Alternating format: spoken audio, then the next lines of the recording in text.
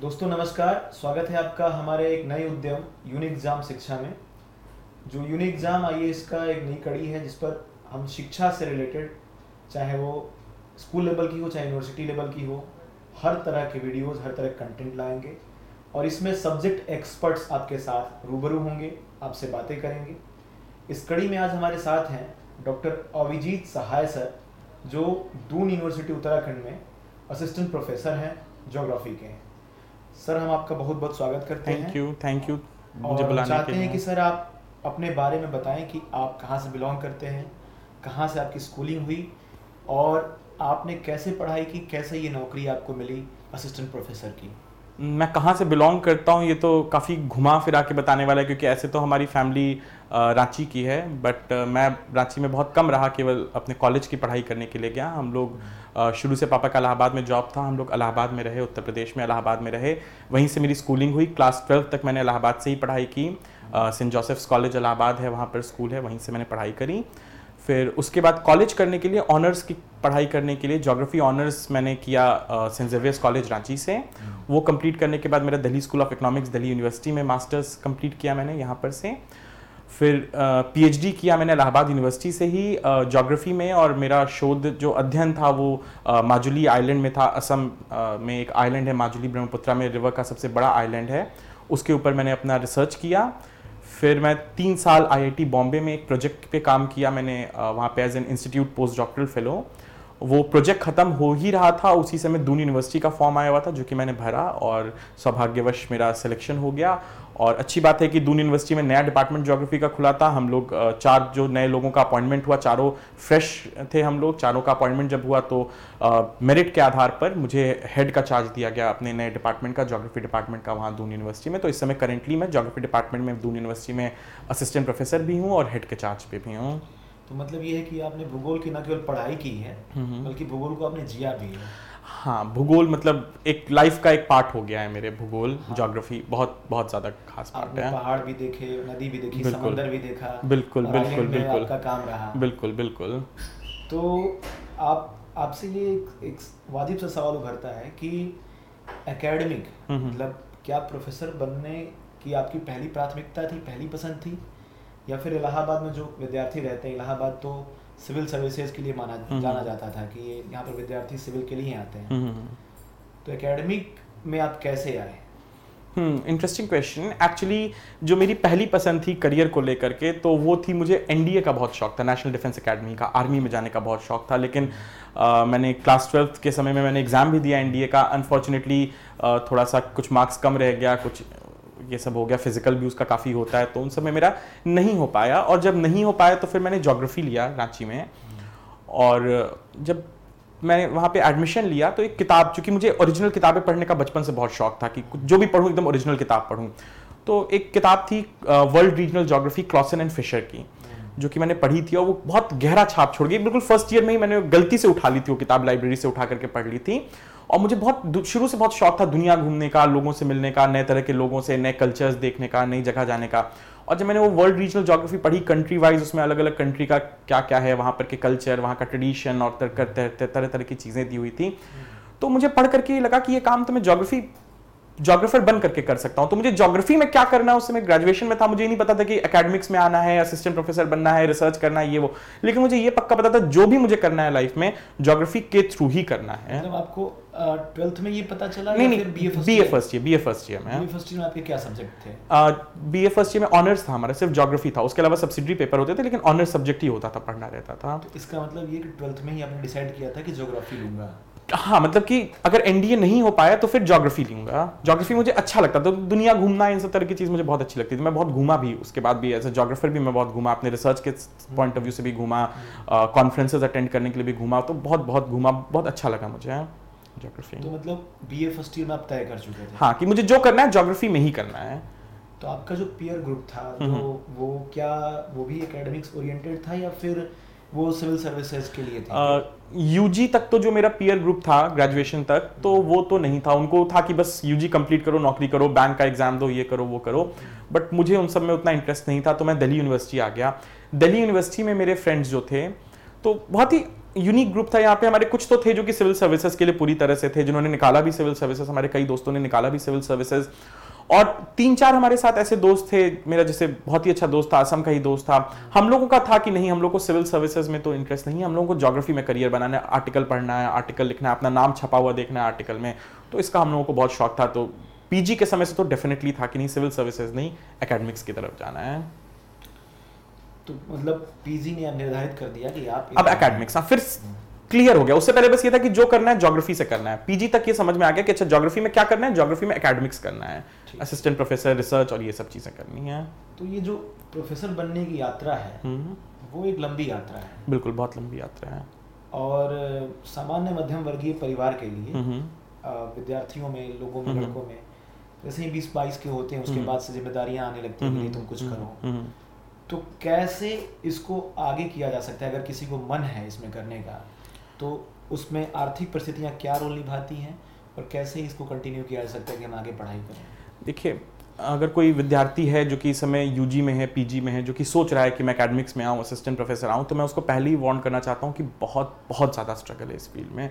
और स्ट्रगल कई तरह का स्ट्रगल है। एक तो आप खुद अपना सेट होने के लिए स्ट्रगल कर रहे हैं लाइफ में, आप रिसर्च कर रहे हैं, पीएचडी कर रहे हैं, लेकिन आपके घर वालों का यही सवाल रहेगा, ठीक है पीएचडी तो कर रहे हो, नौकरी कब करोगे? ठीक है, जेआरएफ आ रहा है लेकिन नौकरी कब करोगे? तो इस तरह के सवाल बहुत होते हैं। आपको घर से भी बहुत प्रेशर झेलना पड़ता है, और खुद का तो स्ट्रगल आप अपने में परेशान रहते हैं। उसके अलावा आप अपने अगल बगल के बाकी मित्रों को देख रहे हैं जिन्होंने एकेडमिक्स नहीं चुना, उन्होंने कोई एग्जाम दिया, एग्जाम निकाला, नौकरी कर रहे हैं, उनकी नौकरी लग गई है। तो आपको एक अंदर से लगने लगेगा, यार मैं क्या कर रहा हूँ, क्या इतना जो स्ट्रगल कर रहे हैं या क्या जो इतना हम समय दे रहे हैं इस चीज के लिए, क्या ये वर्थ इट है? तो मैं कहूंगा अगर आपको जेन्युइनली दिल से है इच्छा कि हाँ मुझे एकेडमिक्स में जाना है, रिसर्च का शौक है जेन्युइनली कि मैं कुछ करना चाहता हूँ इस फील्ड में, तभी आइए, वरना आप अपना प्लान भी तैयार रखिए। क्योंकि मैंने 2012 में एमए कंप्लीट किया था और 2022 में जाके मेरा परमानेंट नौकरी लगी है, परमानेंट फैकल्टी हुआ मैं असिस्टेंट। 10 साल का हमारा स्ट्रगल था। उस 10 साल में हमने पीएचडी भी किया, मैंने प्रोजेक्ट के ऊपर काम भी किया, पीडीएफ भी किया, मेरे कई सारे आर्टिकल्स भी छपे, मेरी एक किताब भी छपी। ये सब तो एक प्रोडक्टिविटी हो रही थी, लेकिन अंदर से हमेशा लगता था कि मैं तो जो करना है कर रहा हूं, लेकिन क्या इसका मुझे फल मिलने वाला है या नहीं मिलने वाला है? तो ये जो चीज है, अगर आप स्ट्रगल कर सकते हैं इस तरह का 10 साल का, 8 साल का स्ट्रगल करने को अगर आप तैयार है, तभी इस फील्ड में आइए, वरना आप अपने लिए प्लान भी जरूर तैयार रखिए। अब जैसे आपने कहा कि 10 साल आपको लग गए, इस 10 सालों में क्या होता है कि आदमी ऊपर उठता है, चढ़ता है, कभी उसकी आशाएं काफी बलवान हो जाती हैं, कभी निराशा के गर्त में चला जाता है, आइडेंटिटी क्राइसिस होने लगती है। आइडेंटिटी क्राइसिस तो छोड़िए, एग्जिस्टेंशियल क्राइसिस होने लगती है। तो उसमें उसको मन भी है कि मुझे पीएचडी करना है, पीडीएफ करना है, और चीजें वो हैं, तो आप कह रहे हैं कि प्लान बी तैयार रखें। तो आर्ट्स वाले, खासकर ह्यूमैनिटीज वालों के लिए प्लान बी क्या हो सकता है? प्लान बी एक तो सिविल्स होते हैं, लेकिन सिविल्स तो बहुत ही ज़्यादा डेडिकेशन मांगता है। अगर आप सिविल्स कर रहे हैं तो फिर आप इसकी तरफ नहीं ध्यान दे सकते हैं। उसके अलावा भी कई सारे कॉम्पिटिटिव एग्जाम है, बैंक पीओ की आप तैयारी साथ में कर सकते हैं, इस तरह की चीज़ें कर सकते हैं। सिविल्स तो आपको एक अलग ही डेडिकेशन मांग लेता है। सिविल सर्विसेज अगर करना चाहते हैं फिर तो रिसर्च और सिविल सर्विसेज बहुत मुश्किल होता है साथ साथ चलना। बट उसके अलावा कई सारी नौकरियाँ एनजीओज में आजकल, ज्योग्राफी अगर कोई कर रहा है, जैसे मेरा तो सब्जेक्ट ज्योग्राफी है, तो मैं जान रहा हूँ कि ज्योग्राफी में इस समय एनजीओज में बहुत सारे ऑप्शन हैं। उसके बाद ज्योग्राफी में आजकल और ऑप्शन आ रहे हैं, रिमोट सेंसिंग आ गया है। तो रिमोट सेंसिंग ने तो एकदम रिवोल्यूशनाइज कर दिया ज्योग्राफी में जॉब सीन को। आप ज्योग्राफी से एमए किए हैं, आपने 6 महीने का या 1 साल का सर्टिफिकेट या डिप्लोमा कोर्स कर लिया रिमोट सेंसिंग में, और आपको तुरंत हर कंपनी आजकल चाह रही है, हर गवर्नमेंट ऑर्गेनाइजेशन चाह रहा है कि रिमोट सेंसिंग के स्पेशलिस्ट हमारे पास हो, रिमोट सेंसिंग एंड जीआईएस के स्पेशलिस्ट हो हमारे पास, तो आप उसमें अच्छी नौकरी कर सकते हैं। अगर किसी ने रिमोट सेंसिंग का कर लिया तो उसके लिए क्या संभावनाएं खुलती हैं और उसको क्या मंथली इनकम हो सकती है उससे? मंथली इनकम आपकी कैपेसिटी और आपकी स्किल पे और आपके एक्सपीरियंस पे इस तरह से चलती है। आप शुरू कर सकते हैं, अगर आपने जीआईएस पे अच्छा काम किया, आप शुरू करते हैं, किसी एनजीओ से जुड़ते हैं या किसी प्राइवेट ऑर्गेनाइजेशन से जुड़ते हैं, तो आपको 40-50,000 पर मंथ के हिसाब से सैलरी तक मिलती है। लेकिन अगर आप उसमें और अच्छा करते हैं, आप एसवी जैसे ऑर्गेनाइजेशन है जो आर्क जीआईएस के सॉफ्टवेयर बनाते हैं, उसमें डेवलप करते हैं, तो उसमें हमारी एक क्लासमेट थी मास्टर्स में, वो वहाँ जॉब कर रही हैं, तो उनके तो बहुत ही हाई रहता है, वहाँ पर बहुत अच्छा रहता है। तो इस तरह से बहुत ही अच्छा कर सकते हैं आप। अगर एक चीज़ जो आपसे बातचीत करके मुझे लग रहा है कि आपने एक जो लंबा सफ़र तय किया है, इसमें आपके परिवार की काफ़ी सराहनीय भूमिका है। बिल्कुल। क्या कभी ऐसा दबाव नहीं हो कि बेटा आप काम करोगे, या फिर आप पापा मम्मी हमेशा सपोर्ट करते रहे, पैसा आता रहा मंथली, ऐसा कुछ?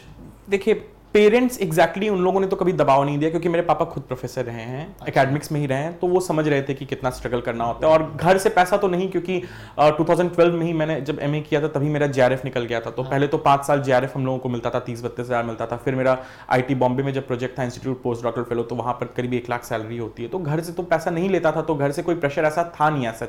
बट बाकी परिवार वाले जो थे, चाचा आ रहे हैं, कोई आ रहे हैं, रिश्तेदार आ रहे हैं, फ्रेंड्स के लोगों से मिल रहे हैं, बाकी फ्रेंड्स को देख रहे हैं कि बड़ी बड़ी प्राइवेट कंपनीज में अच्छा जॉब कर रहे हैं, तब एक लगता था अंदर से प्रेशर आता था। लेकिन हाँ, मेरे पेरेंट्स ने कभी नहीं ये प्रेशर डाला कि कब जॉब करोगे।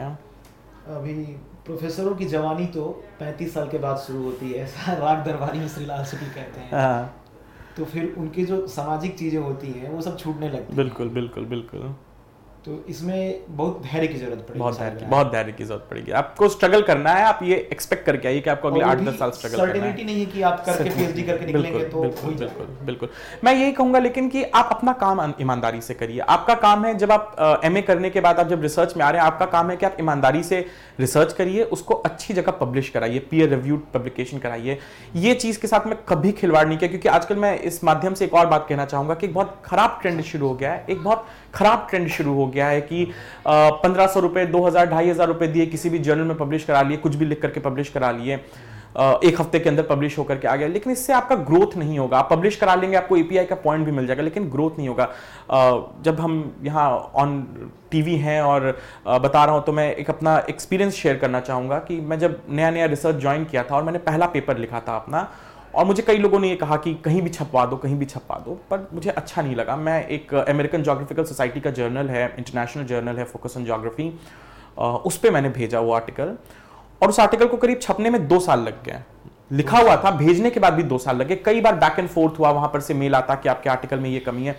जो पहली बार वो पीयर रिव्यू होकर के आया था, मैंने पीडीएफ भेजा था, और वो जब पीयर रिव्यू होकर के आया तो 3 लोगों के पास उस पीडीएफ को रिव्यू करने के लिए भेजा गया। 3 प्रोफेसर्स फॉरेन के, मैं उनका नाम नहीं जानता क्योंकि पीयर रिव्यू ब्लाइंड होता है। मैं नहीं जानता कौन मेरा आर्टिकल पढ़ रहा है, जो पढ़ रहा है वो नहीं जानता किसका आर्टिकल पढ़ रहा है, तो वो ब्लाइंड होता है। पर उन्होंने लाइन बाय लाइन एक लाइन को काट के उसके ऊपर कमेंट लिखा था, एक लाइन को काट करके उसके ऊपर कमेंट लिखा था। पढ़ने लायक नहीं रह गया था, इतना छोटा कमेंट उन्होंने लिखा था। लेकिन मैं उसको प्रिंट आउट निकाल करके देख करके उसमें चेंज करता गया, जैसे जैसे उन्होंने बताया था उस हिसाब से चेंज करता गया। और फाइनली जब मैंने अपना आर्टिकल देखा तो मुझे वो लग ही नहीं रहा था कि मेरा लिखा हुआ आर्टिकल है, उसको इतना अच्छा हो गया था, उससे मुझे इतना इस तरह का मॉडिफाई हो गया। और उसको मॉडिफाई करने के लिए मैंने जो सीखा है, मैं अपने 5 साल की पीएचडी में उतना नहीं सीख पाया होता जितना उस पेपर को छपवाने के प्रोसेस में मैं सीख गया कि रिसर्च पेपर कैसे लिखा जाता है, रिसर्च कैसे किया जाता है, क्या छोटी छोटी चीजें होती है जो हम लोग दरकिनार कर देते हैं। जैसे एक छोटा सा एग्जाम्पल है, मैंने उसमें एक लाइन लिखी थी कि माजुली में 1950 में एक ह्यूज अर्थक्वेक आया, उस तक को ह्यूज को भी अंडरलाइन कर दिया उन्होंने, उसमें क्वेश्चन मार्क लगा दिया, what is huge, be quantifiable, कितना अर्थक्वेक आया था। मतलब आप उसमें बहुत खूबसूरत इंग्लिश लिख रहे हैं या बहुत खूबसूरत भाषा का प्रयोग कर रहे हैं, ये मैटर नहीं करता, आपको उसमें बिल्कुल टू द पॉइंट ऑब्जेक्टिव होना पड़ता है रिसर्च में।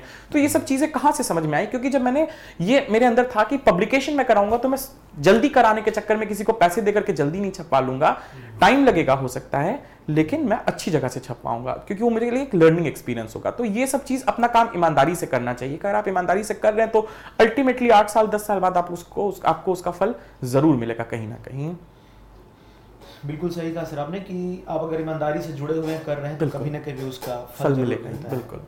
एक प्रश्न और उभर करके आता है कि बहुत सारे विद्यार्थी जो हैं वो एमए करने के बाद, पीजी करने के बाद नेट कर लेते हैं और पीएचडी में नहीं इनरोल्ड हो पाते हैं, किसी दूसरी नौकरी में लग गए, लेकिन उनका जो अल्टीमेट एम रहता है शुरू से ही कि मुझे असिस्टेंट प्रोफेसर बनना है, हायर एजुकेशन में जाना है, तो उनके लिए वो कैसे असिस्टेंट प्रोफेसर बन सकते हैं, कैसे पीएचडी कर सकते हैं, ये क्या रास्ता हो सकता है जो विद्यार्थी किसी नौकरी में लगे हुए हैं, सरकारी नौकरी में या फिर प्राइवेट नौकरी में लगे हुए हैं, वो कैसे स्विच कर सकते हैं या कैसे जा सकते हैं और वो अपनी नौकरी छोड़ना भी नहीं चाहते। ठीक है, देखिए 2-3 चीज़ें हैं। पहली चीज़ तो पीएचडी, ये यूजीसी की गाइडलाइन हमेशा चेंज होती रहती है, but PhD is not mandatory for a job as assistant professor. PhD आपको जरूरत नहीं है। आप अगर नेट निकाल रहे हैं तो नेशनल एलिजिबिलिटी टेस्ट है, अब आप एलिजिबल हैं लेक्चरशिप के लिए, असिस्टेंट प्रोफेसर बनने के लिए। तो जो नेट निकाल लिए आप एलिजिबल तो हैं, ऐसे आपको कोई ज़रूरत नहीं है पीएचडी करना ही करना है। बट ये जानना पड़ेगा कि जब आप असिस्टेंट प्रोफेसर बनने के दो तरीके हैं। एक तो आप स्टेट गवर्नमेंट के किसी कॉलेज में असिस्टेंट प्रोफेसर बन जा रहे हैं और एक आप किसी यूनिवर्सिटी में असिस्टेंट प्रोफेसर बन रहे हैं। तो स्टेट गवर्नमेंट के किसी कॉलेज में अगर आप भर रहे हैं असिस्टेंट प्रोफेसर बनने के लिए, तो वहां पे मोस्टली जैसे उत्तर प्रदेश है, उत्तर प्रदेश का हायर एजुकेशन कमीशन है, बिहार का हायर एजुकेशन कमीशन है, उत्तराखंड, हिमाचल प्रदेश, सबका हायर एजुकेशन कमीशन है जो कि अपने एग्जाम कंडक्ट कराता है और उसके बाद इंटरव्यू लेता है। तो आप अगर नेट हैं आप उसमें अप्लाई कर सकते हैं। आपने अप्लाई कर दिया, आपका अगर एग्जाम क्लियर हो गया, आप इंटरव्यू दीजिए, अच्छा किया, आपका सिलेक्शन हो गया। ये एक तरीका होता है इसको करने का, जिसमें आपको पीएचडी इज नॉट मैंडेटरी, आपको अनिवार्य नहीं कि आप पीएचडी ही रहें। बट दूसरा तरीका ये भी है कि आप यूनिवर्सिटी में अगर आना चाहते हैं, अगर आपको रिसर्च का ज़्यादा शौक है, क्योंकि कॉलेजेस में ज़्यादा टीचिंग होती है, रिसर्च का उतना कल्चर नहीं है कॉलेजेस में। अगर आप यूनिवर्सिटी में आना चाहते हैं तो यूनिवर्सिटी में एक कंसेप्ट होता है एकेडमिक परफॉर्मेंस इंडिकेटर का, एपीआई जिसको कहते हैं, एपीआई स्कोर होता है, जिसमें पीएचडी के 30 पॉइंट होते हैं। तो इवन तो यूनिवर्सिटी में भी कोई ऐसा रूल नहीं है कि आप पीएचडी रहेंगे तभी आप अप्लाई कर सकते हैं। बट अगर आप 30 पॉइंट पीछे चले गए तो आप एकदम ही पीछे छट गए। अगर आप पीएचडी नहीं है तो आपको इंटरव्यू की कॉल नहीं आएगी, ये बहुत बड़ा इश्यू हो जाता है। तो जो प्राइवेट में या गवर्नमेंट में नौकरी कर रहे हैं उनको मैं ये बोलूंगा कि प्राइवेट का तो बहुत मुश्किल है करना। अगर आप प्राइवेट में हैं तो छोड़ करके पीएचडी करना, या प्राइवेट करते करते पीएचडी करना तो बहुत मुश्किल है। लेकिन अगर आप गवर्नमेंट में कर रहे हैं तो हर गवर्नमेंट ऑफिस का ये नियम होता है कि किसी का 3 साल, किसी का 5 साल, जैसे आरबीआई में है कि 3 साल, किसी किसी में रहता है 5 साल का। अगर आप है तो इतना करने के बाद आपको 2 से 3 साल की स्टडी लीव मिलती है, बाकायदा स्टडी लीव मिलती है। 3 साल बहुत होता है पीएचडी करने के लिए। अगर आप अच्छी पीएचडी करना चाहते हैं, आप सीरियसली काम करना चाहते हैं, तो 3 साल में आप अच्छी पीएचडी कर सकते हैं। तो आप छुट्टी लेकर के उस बीच आपको पे प्रोटेक्शन मिलता है, ना आपकी सैलरी में कोई कमी आती, सैलरी आपको लगातार मिलती रहती है, आप सैलरी लेते हुए पीएचडी कर सकते हैं। तो ये ऑप्शन एक बार एक्सप्लोर करना चाहिए, क्योंकि मुझे लगता है कि यूनिवर्सिटी में एक रिसर्च का एक अलग ही माहौल रहता है। तो अगर आप पीएचडी कंप्लीट करें तो अच्छा रहता है। वो कोर्स वर्क वाला पीरियड का क्या मैटर है कि कोर्स वर्क के लिए कितना दिन आपको रहना पड़ेगा? कोर्स वर्क डिपेंड करता है कि यूनिवर्सिटी में कितना रेगुलरली हो रहा है। जैसे कुछ यूनिवर्सिटीज़ हैं, इलाहाबाद यूनिवर्सिटी, वो 3 साल का पीरियड मांगते हैं कि आपको 3 साल कोर्स वर्क के लिए रहना पड़ेगा। लेकिन कुछ यूनिवर्सिटीज़ हैं, जैसे हमारी दून यूनिवर्सिटी, वहाँ पे सिर्फ आपको 1 साल का रेसिडेंसी पीरियड, उसको कहते हैं कि 1 साल का रेसिडेंसी पीरियड है।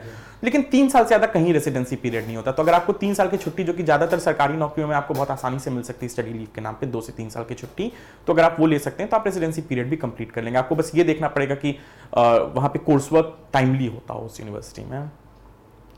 अगर स्टडी लीव की जैसे जो बात कर रहे हैं, कई बार क्या होता है कि किसी ऑफिस में, सरकारी ऑफिस में है, तो उनको ये कहा जाता है कि आप को स्टडी लीव नहीं सैंक्शन की जाएगी, ठीक है, क्योंकि इससे इस ऑफिस का काम हैम्पर होगा, प्रभावित होगा। तो उस परिस्थिति में क्या संभावना मिलती है पीएचडी का उस परिस्थिति में? इसमें तो फिर आप ये कर सकते हैं कि कई सारे यूनिवर्सिटीज़ हैं जो कि पार्ट टाइम पीएचडी करा रहे हैं। पार्ट टाइम करा रहे हैं कि आपको सैटरडे संडे बहुत ज़्यादा अगर जाना है तो सैटरडे संडे जाना है केवल। आपको नॉर्मल पीएचडी 4 साल में करी जाती है, पार्ट टाइम आपको 7 साल में पीएचडी करवाई जाती है। तो आप पार्ट टाइम पीएचडी को एक्सप्लोर कर सकते हैं। आप बिना अपनी नौकरी छोड़े हुए, बिना अपने नौकरी के साथ कोई भी कॉम्प्रोमाइज़ किए हुए, आप हफ्ते में 1-2 दिन अपने सुपरवाइजर से मिल लिए, या महीने में 1-2 दिन सुपरवाइजर से मिल लिए, उनके साथ डिस्कस कर लिया, और करते करते आप अपनी पीएचडी भी कंप्लीट कर रहे हैं।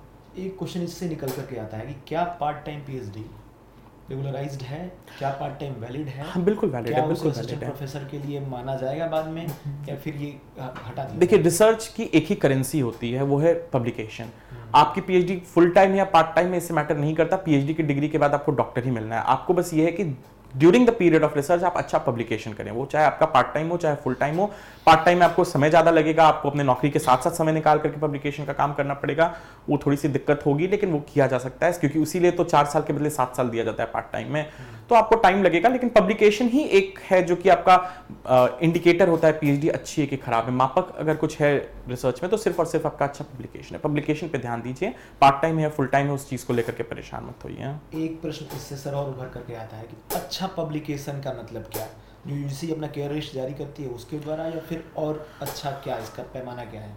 पैमाना देखिए, यूजीसी केयर लिस्ट में सच्चाई ये है कि कई सारे ऐसे जर्नल्स भी हैं जो कि सब स्टैंडर्ड जर्नल्स हैं यूजीसी केयर लिस्ट की अगर बात करें, लेकिन बहुत ही अच्छा पैमाना है वेब ऑफ साइंस का। एक social science and science citation index आता है, और स्कोपस के लिस्टेड जर्नल्स आते हैं। तो अगर आपका स्कोपस लिस्टेड जर्नल में है, इंडेक्स भी छोड़ दीजिए, साइंस साइटेशन इंडेक्स और सोशल साइंस साइटेशन इंडेक्स भी छोड़ दीजिए, अगर आपका जर्नल स्कोपस इंडेक्स्ड है तो वो एक अच्छा जर्नल है, क्योंकि स्कोपस वाले किसी भी जर्नल को इंडेक्स करने से पहले पूरा बैकग्राउंड चेक करते हैं, उसके सारे बैक इश्यूज़ को चेक करते हैं, उसकी पूरी एथिक्स चेक करते हैं, रिसर्च की उस जर्नल में क्या एथिकल स्टैंडर्ड्स फॉलो किए जा रहे हैं। तो अगर आप वो कर रहे हैं तो आपको पता है कि ये एक बेसिक मिनिमम रिक्वायरमेंट ये जर्नल ये फुलफिल कर रहा है, और स्कोपस में आप पब्लिश करा सकते हैं। तो कुल मिलाकर के बात यह है कि अगर आप पीएचडी कहीं से भी करें लेकिन आपका पब्लिकेशन अच्छा से पब्लिकेशन अच्छा से अच्छा होना चाहिए, बिल्कुल ठीक बात है। तो अब सर एक बात और निकल के आती है, क्या प्रोफेसर बनने के लिए बहुत ज़्यादा पढ़ाई करनी पड़ती है, पढ़ाकू होना पड़ता है, या सिलेबस ओरिएंटेड चीज़ें पढ़नी होती हैं? प्रोफेसर बनने के लिए सिलेबस ओरिएंटेड नहीं पढ़ना पड़ता है, पहली बात। दूसरी बात, पढ़ाकू भी नहीं होना पड़ता है, लेकिन पढ़ने का शौक होना पड़ता है। ठीक है, जैसे मैं स्कूल में था तो मैं कोई बहुत अच्छा स्टूडेंट, मतलब ठीक था, मेरे अच्छे नंबर आते थे, मैं खराब भी नहीं था स्टूडेंट। हाँ, लेकिन मुझे सिलेबस वाइज पढ़ना स्कूल में भी बहुत खराब लगता था। मैं अपने शौक के लिए उस समय भी पढ़ा करता था। कोई चीज़ सिलेबस में नहीं भी है लेकिन अगर मुझे पसंद आ रही तो मैं पूरा का पूरा पढ़ जाता था उसको। और जैसे जैसे आप आगे आते हैं, आप कोई एक सब्जेक्ट चुनते हैं और उस सब्जेक्ट में अपना करियर जब बनाना शुरू करते हैं तो उस सब्जेक्ट के चीज़ें जो होती है उसमें से कोई पर्टिकुलर फील्ड होता है उस सब्जेक्ट का, वो आपको बहुत पसंद आने लगता है। आप उसमें और से और खुद से आपको इच्छा होती है पढ़ने की, आपको कोई मजबूरी नहीं है पढ़ना कि ये कोई सिलेबस का पार्ट नहीं रहेगा कि आप पढ़ रहे हैं, लेकिन अपनी इच्छा से पढ़ रहे हो। जब आप अपनी इच्छा से डेप्थ में जाकर के पढ़ रहे हैं तो आपको ये समझ में आ रहा है कि लेटेस्ट मेरे सब्जेक्ट में क्या काम हो रहा है, जो दुनिया भर के टॉप रिसर्चर्स हैं वो मेरे सब्जेक्ट में क्या काम कर रहे हैं। तो उसके लिए आपको कोई पढ़ाकू होने की जरूरत नहीं है, आपको पढ़ने का शौक होना चाहिए, लेकिन नई चीजें जानने का शौक होना चाहिए, मैं ये कहूँगा। शौक बड़ी चीज़ है, शौक बहुत बड़ी चीज़ है। तो शौक से ही एक बात निकल कर आती है कि आपके और क्या क्या शौक रहे हैं? क्योंकि अब आपने तो एक पढ़ाई की बात कर दी, हाँ, क्या आपने ज्योग्राफी सहित साहित्य कविताएं कुछ और पढ़ा इस दौरान जो मुझे आपको अच्छा लगा? मुझे 3 चीज़ों का बहुत शौक है। स्विमिंग का मुझे बहुत शौक है, चेस खेलने का मुझे बहुत शौक है, और इंग्लिश लिटरेचर, अच्छा इंग्लिश लिटरेचर, और वो एक खास पीरियड का इंग्लिश लिटरेचर, जैसे चार्ल्स डिकेंस हुआ, आर्थर कॉनन डॉयल हुआ, इन सब टाइप का, थॉमस हार्डी हुआ, इन सब समय का इंग्लिश लिटरेचर मुझे बहुत अच्छा लगता है पढ़ना, लिटरेचर पढ़ना। लास्ट लिटरेचर की किताब कौन सी पढ़ी थी आपने? अभी कुछ दिन पहले पीजी वुडहाउस पढ़ी थी। पीजी वुडहाउस की करीब 93 बुक्स हैं, तो मैं करीब 70-75 तक पहुंच चुका हूं, वो कंप्लीट करना है 93 किताबें। अच्छा। हिंदी साहित्य में? हिंदी साहित्य का बहुत ज़्यादा नहीं रहा है मुझे, मतलब पढ़ा है मैंने, प्रेमचंद काफ़ी पढ़ा है, मम्मी की किताबें रहती थी, मम्मी पढ़ती थी तो मैं उस समय पढ़ा करता था, बट उतना ज़्यादा नहीं पढ़ा है, उतना आइडिया नहीं है मुझे, इंग्लिश का ज़्यादा है। इस दौरान जब आप अप्स एंड डाउन्स चल रहे थे कि 10 साल एक लंबा पीरियड है, फिर आप अपने आप को कैसे मोटिवेट करते थे कि आज नहीं तो कल होगा ही होगा, चलो कुछ नहीं होगा तो कुछ तो कर लेंगे, ऐसा अपने आप को कैसे सांत्वना देते थे? मुझे मोटिवेशन बहुत मिलता था जब कोई आर्टिकल जब मेरा छपता था और मुझे उसमें नाम जब देखता था कि हाँ छप करके आया, मेरे हाथ में प्रिंट आउट जब आया छप करके कि मेरे नाम के साथ छप करके आया, मुझे बहुत मोटिवेशन मिलता था। फिर छोटी सी चीज़, जैसे मैं कह रहा था कि लोग पैसा दे करके छपा लेते हैं अपने आर्टिकल, ये बहुत कॉमन हो चुका है आजकल के रिसर्च में, और मैं उसके बहुत मुझे अच्छा नहीं लगता ये चीज़। और ऐसे ही मैंने एक बार EPW में, इकोनॉमिक एंड पॉलिटिकल वीकली, आप जानते हैं वो बहुत इंडिया का टॉप क्लास सोशल साइंस का जर्नल है, उसमें मैंने एक बार आर्टिकल भेजा था और आर्टिकल छप गया, और जब छप गया, छपने के बाद वहाँ से मुझे चेक आया था, तो वो कहते हैं EPW वाले कि हमारे जर्नल में छपना एक ऑनर है और उस ऑनर के लिए हम आपको पे करते हैं। तो मुझे बड़ा अच्छा लगा था कि मेरे सारे जो साथ के जो PhD वाले थे वो पैसा दे देकर के आर्टिकल छपा रहे थे और मेरे आर्टिकल छपने पे मुझे पैसा मिला था। तो ये सब चीज़ें, छोटी छोटी चीज़ें थी, अपने आप को खुश करने का छोटा छोटा तरीका होता था, उसमें स्ट्रगल का समय था, तो अच्छा लगता था मुझे कि हाँ चलो ठीक है, छप करके आया, मेरा नाम आया, इस तरह की चीज़ें हैं। कोई ऐसा गीत गज़ल जिसको आप सुन करके आप मोटिवेट होते हो? ऐसे मुझे मोहम्मद रफ़ी के गाने बहुत अच्छे लगते हैं। अच्छा। तो सुनता तो मैं बहुत था, लेकिन कोई खास ऐसा नहीं कि कोई पर्टिकुलर गाना जो मुझे मोटिवेट करे, लेकिन हाँ काम करते समय खासकर रेडियो में चला करके सदाबहार नगमे और भूले बिसरे गीत बड़ा अच्छा लगता है। विविध भारती बहुत मजा आता था, रेडियो में लगा करके अपना काम कर रहे हैं, लैपटॉप पे पढ़ाई कर रहे हैं, तो ये सब मुझे अच्छा लगता था। रात अकेली और फिर हाँ बिल्कुल बिल्कुल। तो किशोर कुमार और मोहम्मद रफ़ी ने आपको अपने रिसर्च करने में काफ़ी योगदान रहा, बिल्कुल रहा है, योगदान दिया। Apart from academics and administration, आपने एक चीज़ बताई, रिमोट सेंसिंग ज्योग्राफी के लिए, और क्या क्या ऑप्शन है? प्लानिंग बहुत अच्छा ऑप्शन है, planning and management. Planning management तो नहीं कहूँगा, रीजनल डेवलपमेंट एंड प्लानिंग कहूँगा मैं। जैसे JNU का जो ज्योग्राफी डिपार्टमेंट है, अगर आप जानते होंगे, उसका नाम भी है centre for studies in regional development. Regional development and planning जो है वो ज्योग्राफी का एक अभिन्न अंग रहा है, बहुत ही इंपॉर्टेंट पार्ट रहा है, और लोग कई बार ये भूल जाते हैं, ज्योग्राफी सोच करके पढ़ते हैं और सोचते हैं कि सिर्फ हमारा तो एक ही टारगेट है, या तो हमें कहीं प्रोफेसर बनना है, टीचर बनना है, या सिविल सर्विसेज करना है, लेकिन हम भूल जाते हैं कि इसका एक बहुत ही इंपॉर्टेंट पार्ट है रीजनल डेवलपमेंट। और रीजनल डेवलपमेंट से जुड़े हुए कई सारे इंस्टीट्यूट्स हैं इंडिया में, जैसे school of planning and architecture है, SPA, या गुजरात में CEPT सेप्ट है, गुजरात में अहमदाबाद में। तो इस तरह का ऑर्गेनाइजेशन में जहाँ पे ज्योग्राफी वाले अप्लाई कर सकते हैं। आप एक बार अप्लाई करिए, आपका 1 या 2 साल का वहाँ पे कोर्स रहेगा, आफ्टर आपका कंप्लीशन ऑफ MA आप उसमें कर सकते हैं, जो कि एक तरह से आप रीजनल प्लानिंग एंड डेवलपमेंट में आप स्पेशलाइज कर रहे हैं। और उसके बाद फिर आपको बहुत अच्छे जॉब्स मिलते हैं, प्राइवेट सेक्टर में भी जॉब मिलते हैं, प्लानिंग एंड रीजनल डेवलपमेंट के सेक्टर में बहुत अच्छे जॉब मिलते हैं, गवर्नमेंट सेक्टर में भी बहुत अच्छे जॉब मिलते हैं। तो इस तरह की भी ये भी एक ऑप्शन है ज्योग्राफी में। रूरल प्लानिंग, अर्बन, हाँ, दोनों, इन सब तरह की चीजों में मास्टर प्लान्स जो बनते हैं किसी किसी शहर के, जैसे नया शहर बन रहा है या नया कैपिटल बन रहा है, कैपिटल में कुछ नया पार्ट बन रहा है, डेवलप हो रहा है, तो उसके मास्टर प्लान बनते हैं। हर शहर के लगभग मास्टर प्लान बनते रहते हैं, मास्टर प्लान 2050 ये वो वगैरह वगैरह। तो उसमें बैकग्राउंड में ज्योग्राफर्स का बहुत रोल रहता है। लेकिन हम जब आजकल खासकर ये ट्रेंड आ चुका है, हमारे समय में हमारे मास्टर्स में एक टीचर थे, रामचंद्रन सर थे, जो कि अर्बन ज्योग्राफी के बहुत लेजेंड रहे हैं। उन्होंने कितने ही इंडियन शहर है जहाँ पे मल्टी मॉडल ट्रांसपोर्ट हो, उसके उसमें या फिर मास्टर प्लान में उनका योगदान था। तो ये भी एक अच्छा फील्ड होता है ज्योग्राफी में इसको एक्सप्लोर करने के लिए।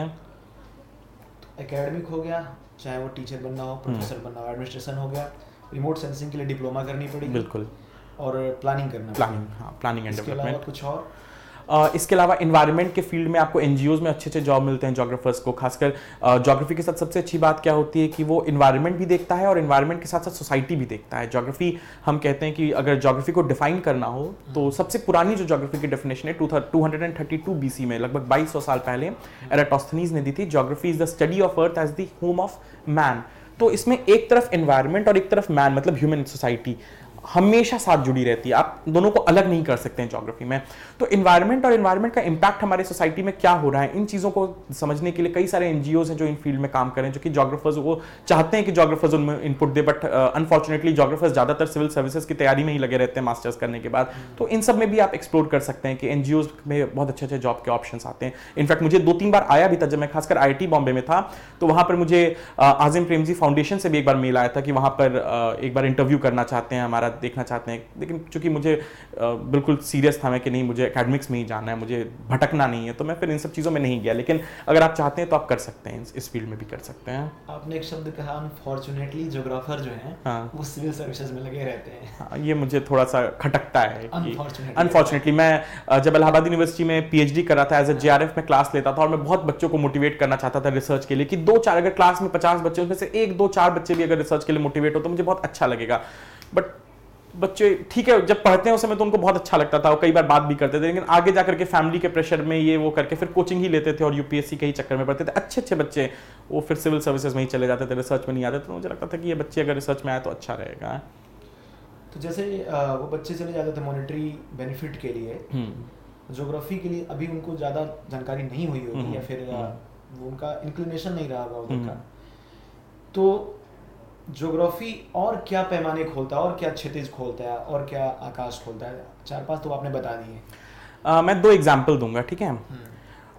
ये एग्जाम्पल मैं बहुत पहले पढ़ा था, यही किताब जो मैं आपको बता रहा था, world regional geography, Clawson and Fisher में बता रहा था। तो उसमें उन्होंने दिया था कि ज्योग्राफी का उन्होंने एग्जाम्पल दिया था कि किन किन वैरायटी ऑफ क्षेत्रों में आप अपने ज्योग्राफी के नॉलेज का इस्तेमाल कर सकते हैं। तो उन्होंने उसमें कहा कि फोर्ड मोटर कंपनी, अमेरिका की बहुत फेमस मोटर कंपनी, आप सब जानते हैं, कार, सारी कार बनती है। तो वो 1960s में अमेरिका में बेसिकली 3 कार मेकर्स थे, जनरल मोटर्स, क्राइसलर और फोर्ड मोटर कंपनी। तीनों में बहुत कंपटीशन होता था, और फोर्ड इन सबसे पिछड़ने लग गई थी 1960-70s में। तो फोर्ड को समझ में नहीं आ रहा था क्या करें। उसने कई सारे एक्सपर्ट्स बुलाए कि कार की डिजाइनिंग चेंज की, बहुत कुछ किया, लेकिन नहीं बन पा रहा था उनसे काम।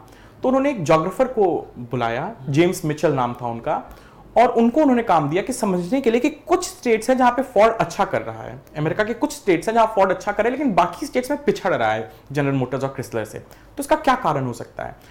तो इन्होंने जेम्स मिचनर जो थे, उन्होंने कई सारे मैप्स बनाए, सीरीज ऑफ मैप्स बनाए, जिसमें एक तो उनका था कि किस स्टेट में कितना फोर्ड की बिक्री हो रही है, फोर्ड के कार की बिक्री, और बाकी मैप में उन्होंने अलग अलग फोर्ड की कौन कौन सी सर्विसेज दे रहा है उसका उन्होंने मैप बनाया अलग अलग स्टेट में। और फिर उन्होंने उस मैप को, जो पहला मैप था कि फोर्ड की बिक्री कहां ज्यादा है कहां कम है, उसको उन्होंने एक एक करके बाकी हर मैप पे रख करके देखना चाहा।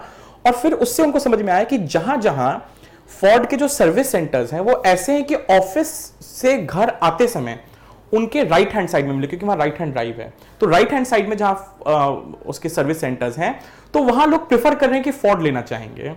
तो ये छोटी छोटी चीजें, इस तरह से उसने 4-5 पॉइंट्स निकाल के दिए, मैप के थ्रू ही उसने निकाल करके दिए, जिसको फोर्ड ने इस्तेमाल किया और तुरंत उसके सेल्स शूट अप कर गए। तो ये हुआ। दूसरी तरफ आप देखिए कई सारे नॉवलिस्ट जैसे जूल्स वर्न, जो कि जूल्स वर्न तो बहुत पुराने और ज्योग्राफर नहीं है, बट उन्होंने ज्योग्राफी का उनको और ज्योग्राफी जियोलॉजी इन सब का बहुत नॉलेज था, जिसका उन्होंने अपने सारे नॉवेल्स में उन्होंने यूज किया। ऐसे ही एक और, मैं उनका अभी नाम भूल रहा हूँ, अमेरिका के ही थे जिन्होंने हवाई, उनकी एक नॉवल है, मेक्सिको नॉवल है, इस तरह से करते वो हमेशा ज्योग्राफी से ही जुड़ी हुई अपनी नॉवेल्स लिखते थे। मैं एकदम, मेरे दिमाग से समय नाम स्लिप कर गया है, बट वो भी नॉवलिस्ट थे। उन्होंने भी कि अपने सक्सेस का राज क्या है, तो क्योंकि मुझे ज्योग्राफी का बहुत नॉलेज है, मैं अगर अपनी कोई नॉवल को सेटअप करता हूं तो उसका जो बैकग्राउंड, ज्योग्राफिकल बैकग्राउंड होता है, उसको एकदम एक्यूरेट दिखाता हूं, वहां की भौगोलिक स्थिति और वहां की सामाजिक स्थिति में एकदम एक्यूरेट दिखा सकता हूं। तो ये सब तरह के कितने वैरायटी ऑफ फील्ड्स हैं जिसमें ये कोई सोच नहीं सकता कि ज्योग्राफी का ये क्या कंट्रीब्यूशन है, लिटरेचर में, बिजनेस में क्या कंट्रीब्यूशन, लेकिन आप देख रहे हैं कि कंट्रीब्यूशन है ज्योग्राफी का। तो इसलिए ज्योग्राफी से बहुत चीजें करी जा सकती हैं।